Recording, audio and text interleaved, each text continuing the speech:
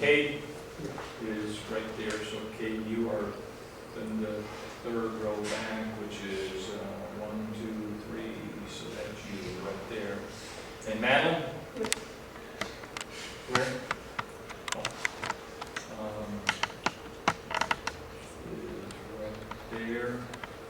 And Peyton? Or second one over right there.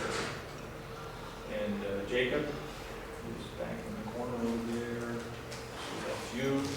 And then Grace is right there. Bam, and I ran out of people. Did I get everybody? All right, so we're going to save that. And we're going to go over to attendance. And we're going to look at 7th period. And look at those smiling faces. Aren't you a happy bunch? And everybody's here is good, saved, and we're good. Life is good. I have a lot of weaknesses, guys. Names is one of my weaknesses. Just if I don't remember your name, it doesn't mean I don't like you. It doesn't mean I don't care. It just means that that part of my brain is not wired right. So I apologize if I mispronounce your name. How about we stand for this? In the name of the Father, and the Son, and the Holy Spirit, Lord, we thank you for all the gifts you've given us. We thank you for all the blessings in this great day. And we ask you to be with us and guide us and point us in the right direction. In Jesus' name we pray. Amen. All right. Had a conversation with Mrs. Mitchell this morning. And she invited me to have some discussions with you guys. Is this the right class?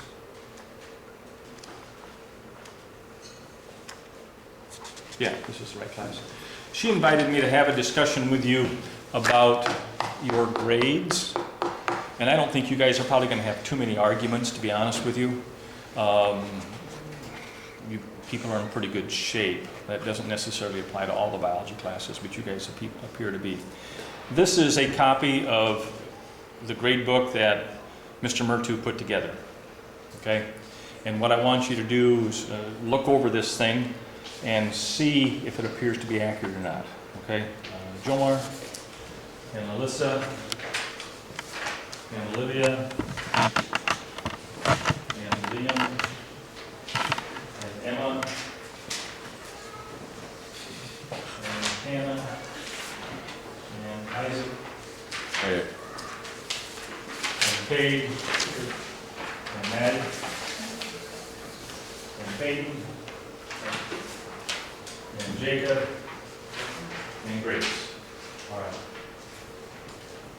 So please look that over. That is what Mr. Mertu put in the grade book. Okay? So I need either one of two responses from you. One response says, I think this is accurate. Sign your name and date it.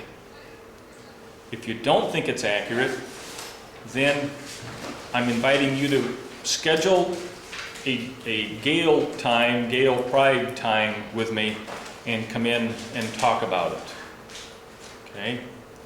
I'm not sure exactly what I'm going to do as we talk about it, but it's worth having that conversation. If there's some adjustment I can make, I do not have access to any tests that Mr. Mertu gave you. I don't have access to any assignments that he gave you. Okay? But we do need to have a discussion so that you and your parents are okay with where things are right now. So, if things appear to be okay, if that appears to be accurate, please say this appears to be accurate, sign your name and date it, and I'll get those back from you. If it does not appear to be accurate, then write that on there that I'd like to have a discussion with you. And I've made up a little sign-up sheet here. It says Gale Pride appointments today and I've kind of scheduled them at 5-minute intervals, 2:50, 2:55, 3, 3:05. And hopefully during those 5 minutes we can have at least an initial conversation. I'm not promising that I'm going to make you happy. I'm not promising things are going to be perfect when you leave, but we can have a discussion about it. Okay? And you're welcome to hang around for a second afterwards and schedule an appointment, or I can give it to you right now, either one, I don't care. But I would like to pick those grade sheets back up from you. Okay? And please tell me on there what your thinking is. If you're okay, please write okay. If you said like to have an appointment, then write that on there too. We'll make sure we get together. Okay?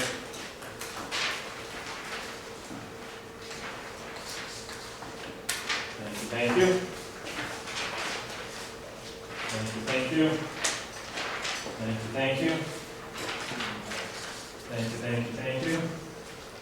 Thank you. Thank you. Thank you. Thank you. Thank you. Thank you. Thank you. And thank you. Thank you. Okay. And if you wrote on there that you want to have a Gale Pride appointment, please stop in and do that. Do it before you leave today. In fact, if you want to, maybe I won't pass it around. Please stop up afterwards and put your name on this, okay? And I will be here for that. Any other questions on genetics so far? We went through the pre-test yesterday. Any questions come up from that at all? I didn't quite get that finished with 8-hour class, but I'll finish that with them. All right, if you go to the next page, past the pre-test, and I'll probably never refer to that pre-test again, by the way. You see some, what is called assorted genetics. And on that assorted genetics page, it takes you through some genetics of pea plants and guinea pigs and cattle and tomatoes and rabbits. And those guys all have genetics too? Sure. Let's go back to where we were when the bell rang yesterday. We were talking about chromosomes and genes.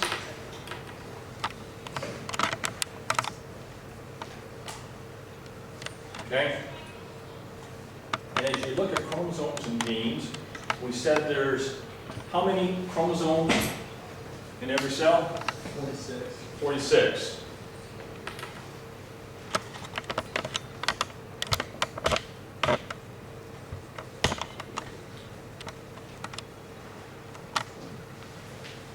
Now, when I say every cell, there's kind of one exception to that.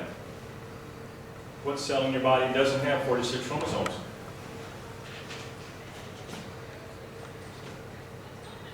I mean, your thumb cells and your muscle cells and your nerve cells and blood cells all have 46 chromosomes. Who doesn't? Where is there a place in your body that you're only going to have half that number of chromosomes?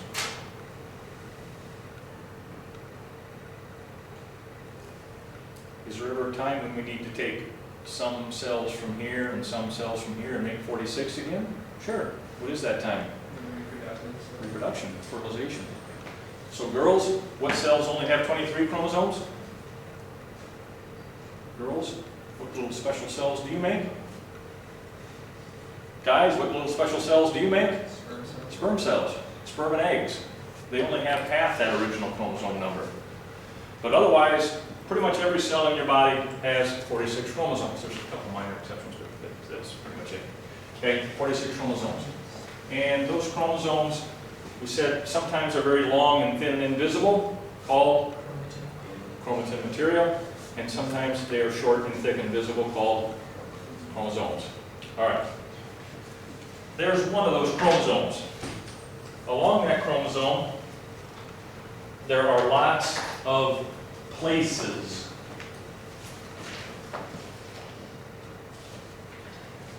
Those chromosomes are divided up into segments, even though it's one very long strand of DNA. That DNA is kind of divided up into segments, and each segment is called a gene. So a gene is a specific place on a chromosome. Okay?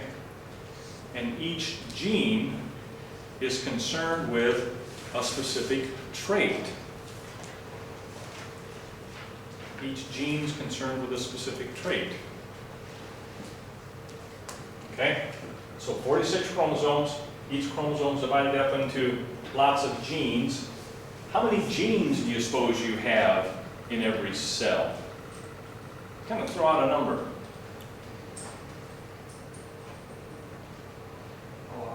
A lot is certainly thought to be correct, and there are a lot. A lot meaning a million.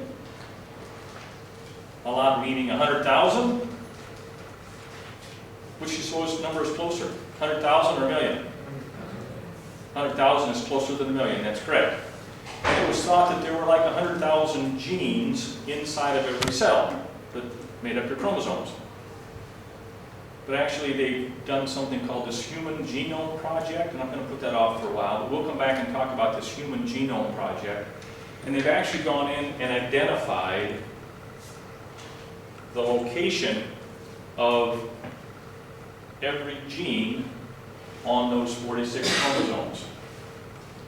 And what's kind of unique is that this is the gene right there for whether you can roll your tongue or not. How many of you are rollers? Okay. And it's kind of funny to watch a non-roller try. Okay. But there's a gene that says whether you can roll your tongue or not. Okay? And that gene is located on that chromosome on all of us. That gene's always in the same place on that chromosome on all of us. Okay? There's another gene that says, do you have mid-digital hair? This is your middle digit. And if you have mid-digital hair, that's another genetic trait.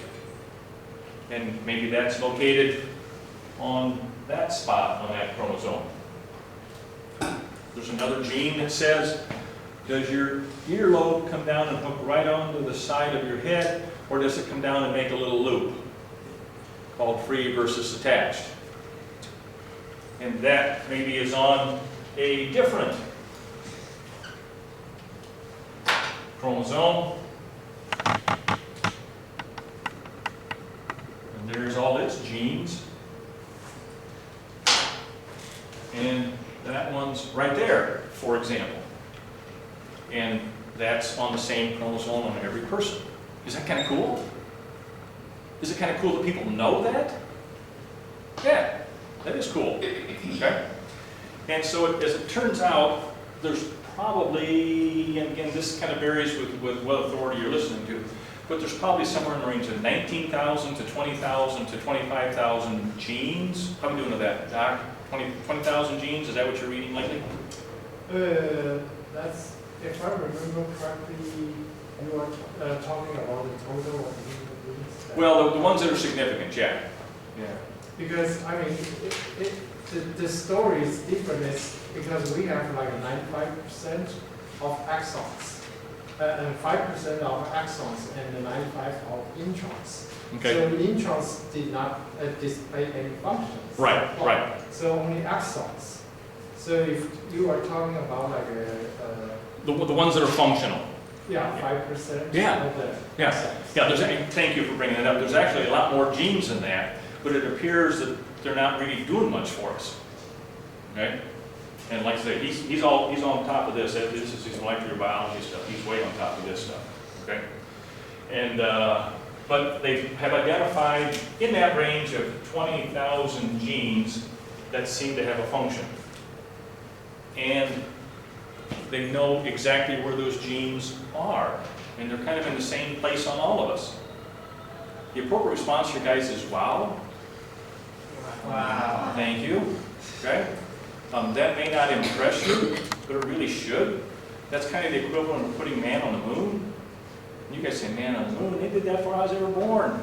People have been walking around in space, you know, yeah, that's old news. Well, to somebody like me, that's not old news, guys. That's huge. Because now knowing where these genes, how genes fit into chromosomes and what each gene does, that allows you to go in and identify lots of different genetic diseases. Can you tell? Are there situations you can tell before your child is born whether it's going to have a certain disease or not? Yeah, there are ways of doing that. Okay? Have you heard of your, I'm getting ahead of myself. We'll get there. Amniocentesis, does that ring a bell? There are ways that you can go in and take a little bit of liquid out of mom's uterus before she's born. Some of the baby's cells are sloughed off into that. There's some of the baby cells in that liquid. So without hurting the baby, you can go in and take off a little bit of this liquid that surrounds the baby. And you can actually look at the genes and you can tell whether that baby has the right number of chromosomes. Okay? And you can identify a high number of genetic diseases from those chromosomes. Now, can you change it? For the most part, no. You can't change it. Okay? Because that baby's already, all of it's, it's got a whole lot of cells. It's on its way to being a full-fledged kid. It's not ready to be born yet, but everything's heading that direction. But you can go in and identify whether the baby has this gene or not, and at least prepare yourself for the birth of the baby. You can either say, well, this baby is chromosome normal, or it's not chromosome normal. You can't change it, but you can prepare yourself. And so that's kind of neat technology that comes from this. Well, I'm getting ahead of myself.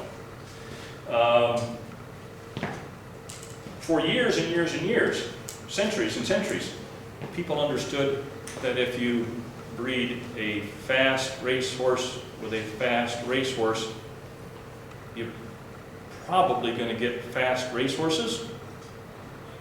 But they also figured out that it doesn't always happen that way. If you breed a fast racehorse with a fast racehorse, sometimes you get slow racehorses. Okay? They figured out that if you cross a yellow flower with another yellow flower, chances are pretty decent you're going to get a yellow flower. But sometimes you get a red flower. Okay? And the guy that got all worked up over this, spent a lot of time on this, was a monk. You read about him in your textbook. His name was Mendel, right? And here's Mendel. And he was a monk. And this shows Mendel Gregory out working in his garden. And he was a monk, so I guess he probably had some time on his hands, and he liked pea plants. And he, over many years, this was not just a 15-minute job, it wasn't a one-year research project, it was multiple years of research. He figured out the genetics of pea plants. Okay? And this hopefully agrees with the information on that sheet I gave you. But he figured out that there were purple-colored flowers and there were white-colored flowers. And there were flowers that had, plants that had flowers way at the end, and there were plants that had flowers back down. And there were peas that had yellow seeds and peas that had green seeds. What color are pea seeds supposed to be? Yeah, green.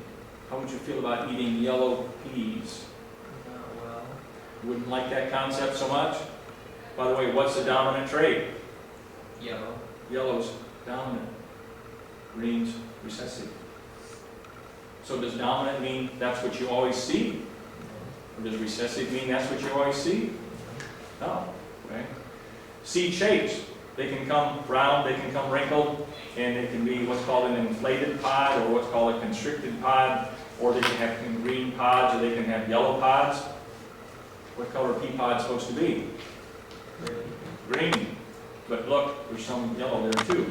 And there are tall plants and there are short plants. So he started with all these different kinds of peas. They weren't the same kinds of peas that you go to the store and buy today. When did Mendel do his work? I don't know. Let's get back in here. I should know the answer to this question. I don't. Mendel did his work in 1822 to 1884. Okay? So, a while back, 150 years ago, he did a lot of this work. And he was the father of what's called Mendelian genetics. He was the guy that figured out all this dominant and recessive kind of stuff.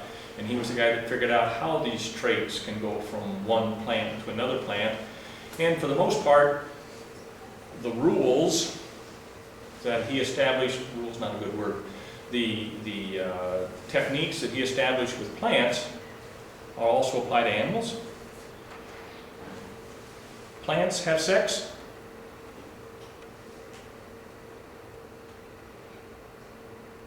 Can you breed plants? You can breed dogs. You can breed cats and horses and people. Can you breed plants? Do they have little boy parts and little girl parts? Do they have sperm and egg? You're looking at me funny. No. They don't, for the most part, they don't have sperm and egg. Some actually do, but if they don't have sperm and egg, they have what? What do you call the equivalent in plants? Not sperm and egg, but pollen and ovules. Right? How does pollen get from one flower to the other flower? By the bees, thank you. Or by the wind. Is this plant over here in the process of reproducing sexually? You look under the leaves, what do? Now there's no flowers there. But if they had flowers, they produce seeds. Do your tomato plants reproduce sexually? What's a tomato? How did that tomato get to be there? Asexual reproduction. Sexual reproduction. Pollen went from this flower over to this flower. And if you don't have pollination, you don't have tomatoes. If you don't have pollination, you don't have peas. If you don't have pollination, you don't have pumpkins. Right? So plants have sex, not exactly like people, not exactly like dogs and cats, but they do reproduce sexually, just like animals do. Okay, so the concepts that Mendel came up with here don't apply just to pea plants, they apply to animals and anybody that's reproducing sexually. All right, let's take some sheep. Whenever you do a genetics problem, it's nice to give yourself some sort of an information table on here. And as you look at sheep, it says white is dominant and black is recessive. So in sheep, white is dominant and black is recessive. Okay? Now remember, your chromosomes come in pairs. Chromosomes come in pairs. If you look at pair number 1 and pair number 2 and pair number 3 and pair number 4 and pair number 5, if there's a gene over here for sheep color, there's another gene right there for sheep color. You have 2 genes, also called alleles, for each color, for each trait. Okay? So if this is chromosome number 16 and this is the other chromosome number 16, whatever gene you have right here, you have another one right here. Okay? Well, there's 3 different ways, 3 different combinations you can have for these genes. Okay? Now, by the way, the dominant trait, you always use a capital letter. So if white is dominant, you use a big W. Okay? Black, it says, is recessive. You don't use a small b, you use a small w. So the big W indicates the dominant trait. The small w indicates the recessive trait.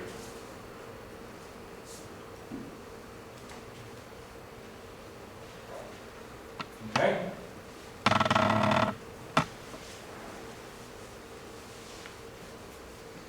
So we have 3 different combinations how we can put these things together. This is this pair of chromosomes. We can have a big W over here and a big W over there. 2 of the dominant traits.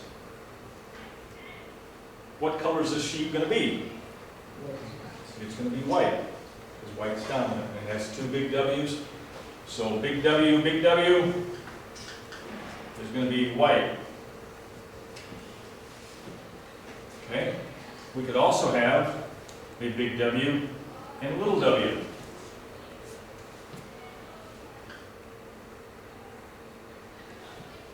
Little w means black, doesn't it? So is this sheep half black and half white? What is it? Gray. It's white, Down.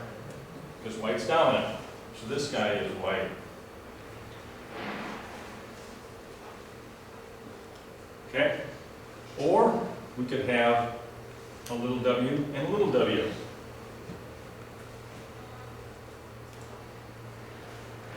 Two recessive traits. What color is that sheep going to be? He's going to be black.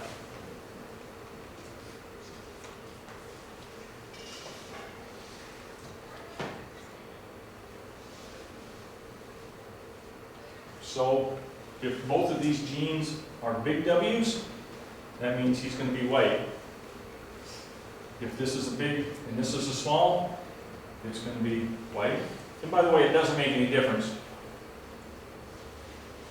whether the big W is first and the little w is second, or reverse. You always, customarily, you always put the dominant trait first.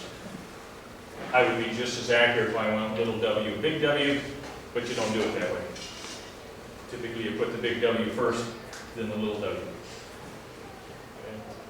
And here's two little w's. That's black. All right.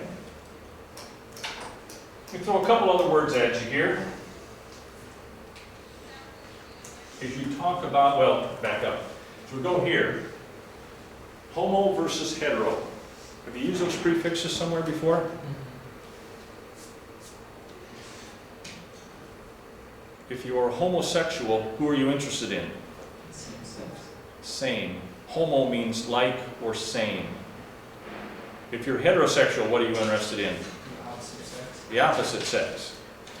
So this little combination right here is called homozygous dominant.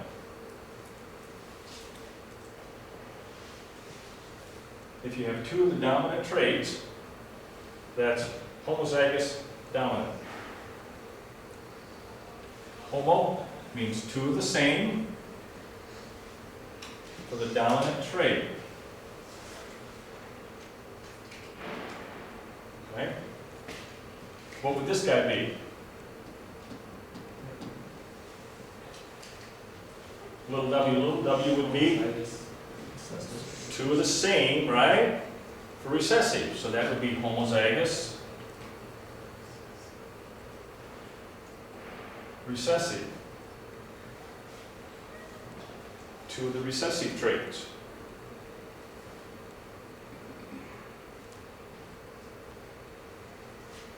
This guy, is it homozygous? Heterozygous down. That's heterozygous. And actually, when you say heterozygous, you're already saying one of each. So you just say heterozygous and drop it. The guy in the middle here is heterozygous.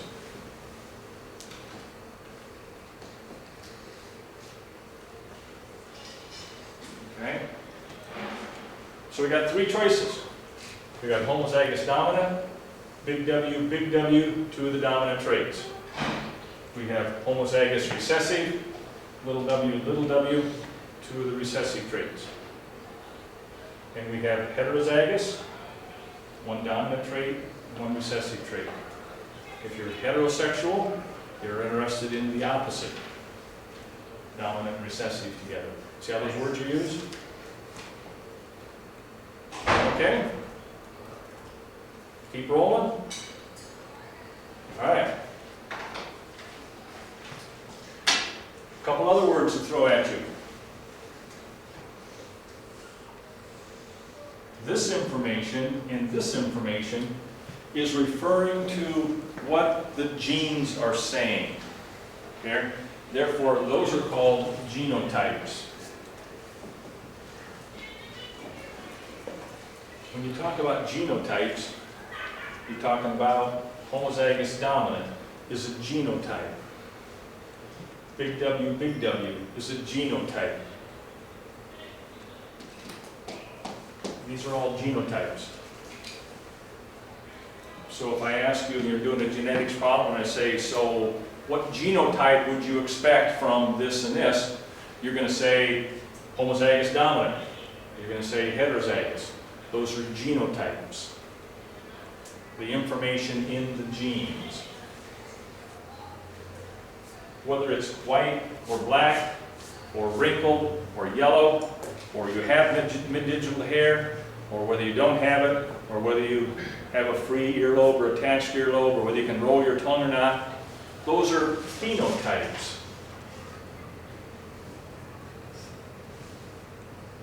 The phenotype is what you see. It's how that gene is expressed. The phenotype is what you see. It's how that gene is expressed. So if I ask you about the phenotype of something, you're going to say black, or white, or spotted, or solid, or long hair, or short hair. Those are all phenotypes. And you're going to hear those words over and over and over and over again. So you have to fully understand the difference between genotypes and phenotypes. Put this pH of phenotype with the physical. Whoops, pH.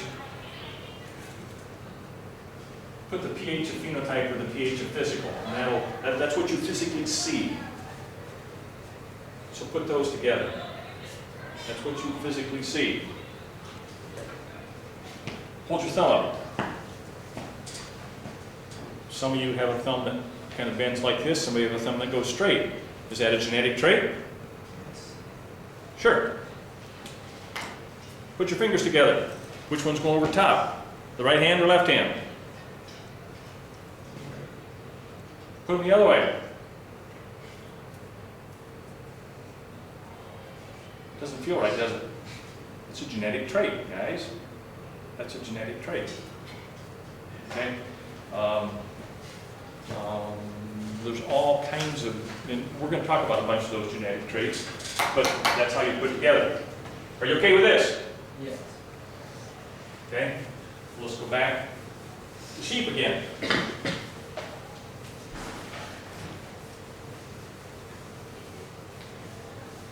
Big W. We have a white sheep and a black. What do you call a female sheep?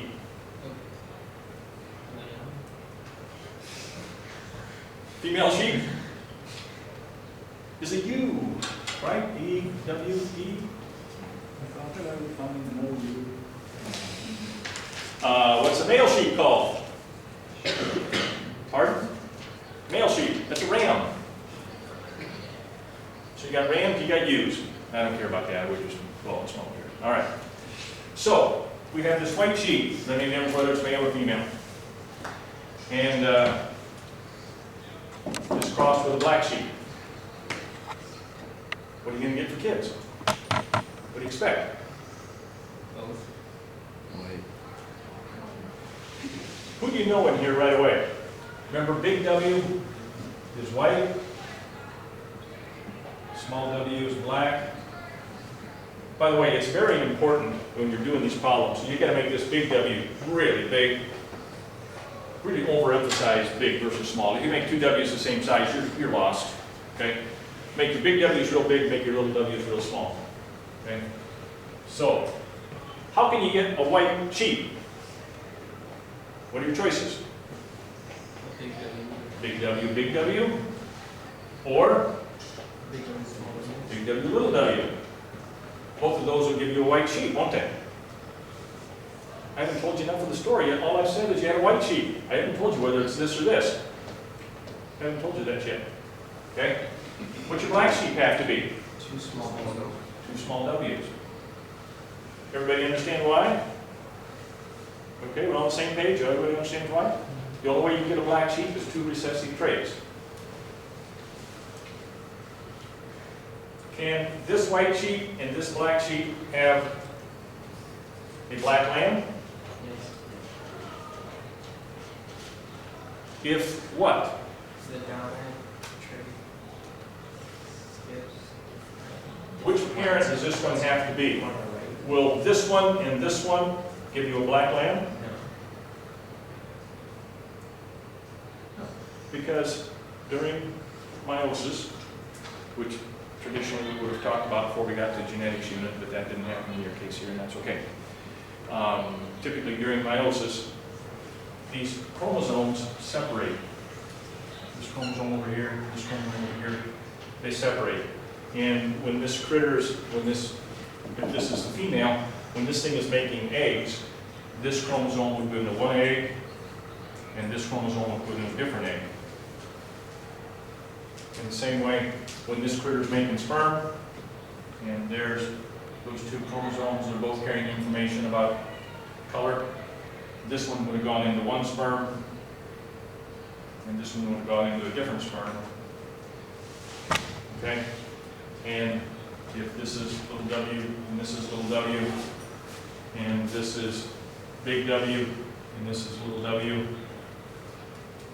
if this egg combines with this sperm, what do we get? This egg combines with this sperm, we get a big W from here, we get a little w from here, and what do we have? A white lamb. Okay? If this egg combines with this sperm, we get a little w with another little w, what do we get? A black lamb. Do you know which sperm is going to fertilize which egg? Don't know. Okay? And you have no control over that for the most part. Okay? But, so that's a chance. But is there any way that this critter and this critter could have this kind of offspring? No. Remember, one of these little W's is going to come from Dad, and the other little W has to come from Mom. Does this critter have any little W's? No. Does not have any recessive traits, does it? So that's not an option. This is the option.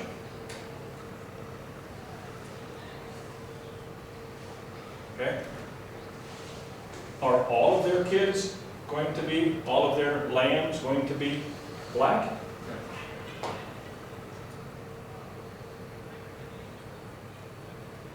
Now we're going to put in a little box called a what? Punnett square. Okay? And when you make a Punnett square, for this one it's a nice little simple square. Just 2 by 2.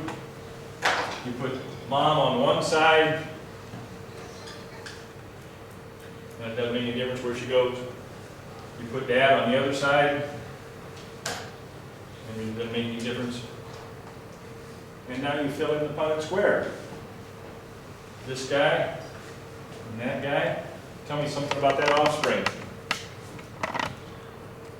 White or black? White. White. And this guy with this guy. Tell me something about it. Black. It's black, isn't it? Little w is black. This guy and this guy. White. And this guy and this guy. Black. So from this mom and this dad, you expect that 2/4 of their offspring will be heterozygous. And what phenotype?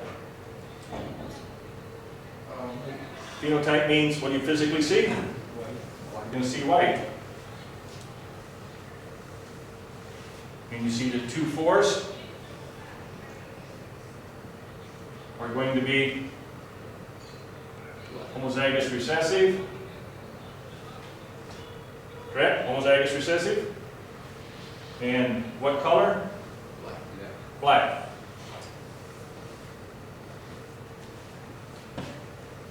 How we doing? We all right? Take a deep breath. We're okay? How long do we get to stay? 59. 59. All right, if you understand everything we did today, you are in great shape, because all we're going to do the rest of the genetics unit is twist it. But if you understand the basics right now, you're in good shape. If you don't understand the basics right now, talk to somebody. If not me, if not Dr. Chow, talk to somebody and get it squared away. Because we're going to do this for the next few weeks. We're going to talk about a lot more examples like this, a lot more problems like this. And you need to have that good solid base of homozygous recessive, homozygous dominant, heterozygous, genotype, phenotype. You need to have all that really solid, because we're going to be using those words every day, and that's what we're going to hit hard. How's that sound? We're just going to give you a lot of other examples, a lot of other problems. We'll be talking about blood types, a lot of other things too. But it's all based on, that's the base of it right there. Anything to add here, Dr. John? We all right? That's all, yes. It's all right there. If you understand what we did today, come back tomorrow, we're going to do a lot more. Fair enough? Thank you for your cooperation. Yes, sir? Do you want these worksheets? Yes, thank you. Yes, I do want those